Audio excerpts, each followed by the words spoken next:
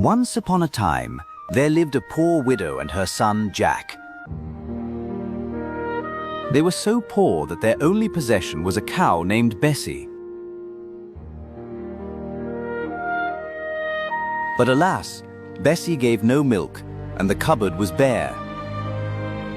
Oh, Jack, we have no bread, no cheese, not even a crumb. You must take Bessie to market and sell her, or we shall surely starve. So, with a heavy heart, Jack led Bessie down the dusty road. But before he reached the market, he met a funny little man with a hat as tall as a chimney. Good morning, young Jack. I will trade you these 5 beans for your cow. They are not ordinary beans. Plant them tonight, and by morning they will reach the sky. Jack, being a boy of great imagination, made the trade.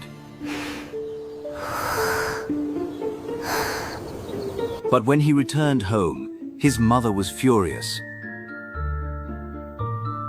She threw the beans out the window into the garden. But that night, while Jack slept, the beans began to grow. They grew up and up and up till they reached the very clouds themselves.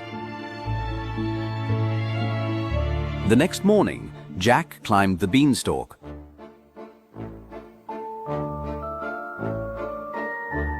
He climbed, and he climbed, and he climbed, until he stepped onto a road of white clouds leading to a great, gloomy castle. Jack crept inside. The house was dusty and filled with cobwebs. Suddenly, the floor shook.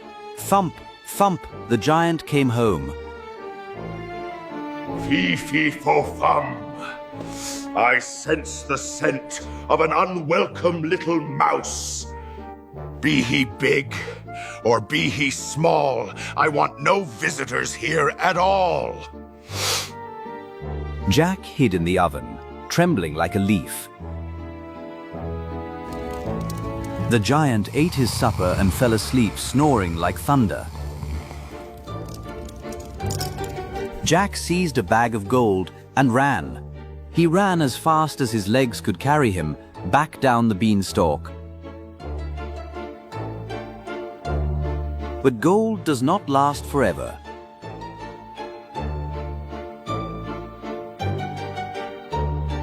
Jack climbed the stalk once more.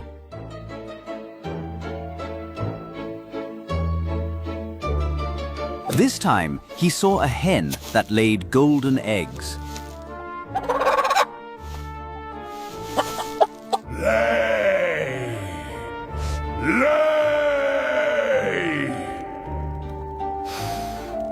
Roared the giant, and the hen laid an egg of solid gold. As soon as the giant dozed off, Jack grabbed the hen, but the hen cackled. Cluck! Cluck! Master, help! Who goes there? Jack barely escaped, the giant's fingertips brushing his heel as he slid down the vine. Jack knew he should be content.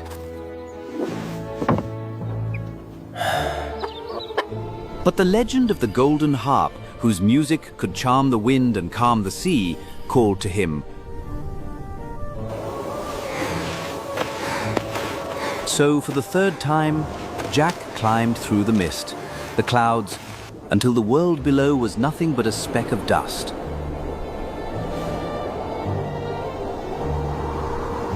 He crept into the castle. It was gloomier than ever.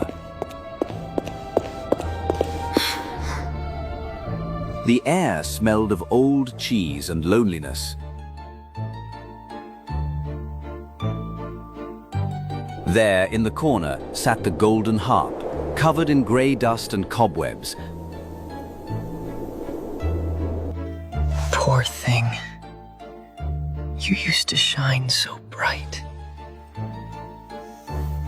Jack reached out to wipe a smudge of dirt from the harp, but the moment his finger touched the strings, Master, awake!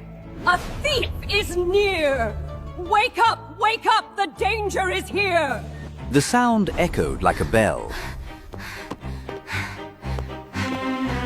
Suddenly, the floor jumped. The giant leaped from his chair.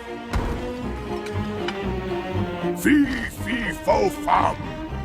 I hear the hum of a thief who has come. Jack tried to run, but a massive hand, as big as a carriage, slammed down in front of him.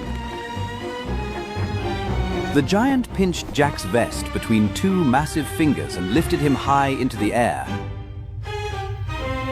Please, Mr. Giant. I'm too small to be a snack. I'm mostly bone.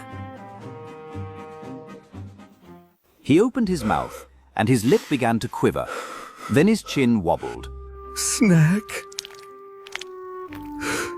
I don't want a snack. Suddenly, the giant dropped Jack onto a pile of soft, dirty laundry. He covered his face with his hands and let out a wail that shook the rafters.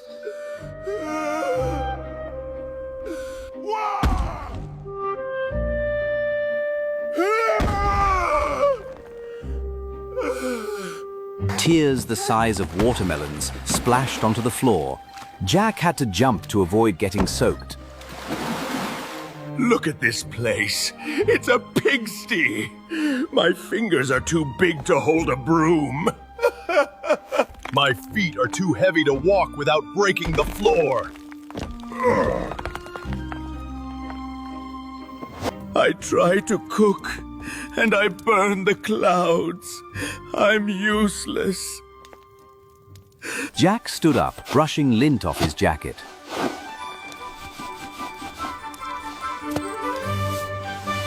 He looked at the giant not as a monster, but as someone who was just overwhelmed. Jack placed his hand on the giant's pinky finger. You're not useless, sir. You just need a little management. And I happen to be very good at organizing. The giant sniffed, blowing his nose into a curtain with a sound like a trumpet. You help me? But you are so tiny. Small hands can reach places big hands cannot. Now, let's get to work. And so, the work began. Jack was the captain, and the giant was the crew. Scrub here! Scrub here! Polish there! Scrub it faster. Keep that rhythm going. Don't slow down. Jack tied brushes to his feet and skated across the tables using soap suds, leaving a shiny trail behind him. Swish, swoosh, sparkle. The giant used his mighty breath to blow the dust out the windows. They worked until the sun began to set. As the grime vanished, the magic returned.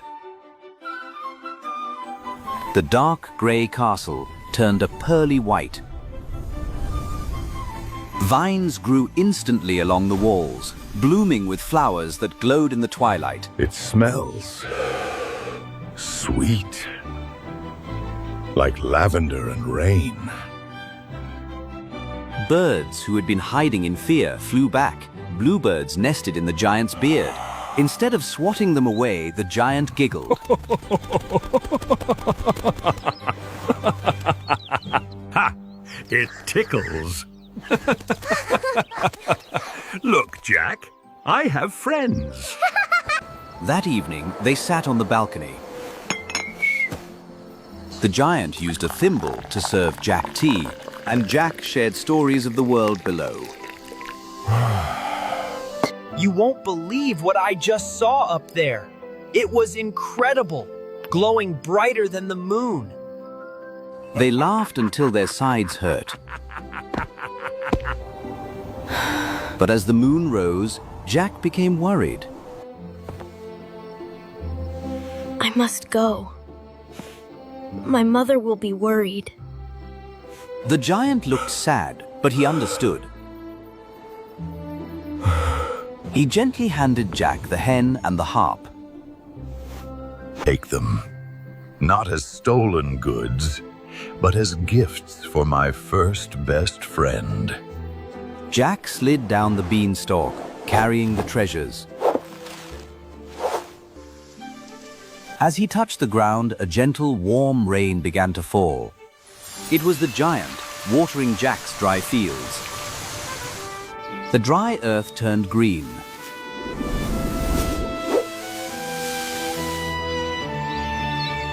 The flowers danced.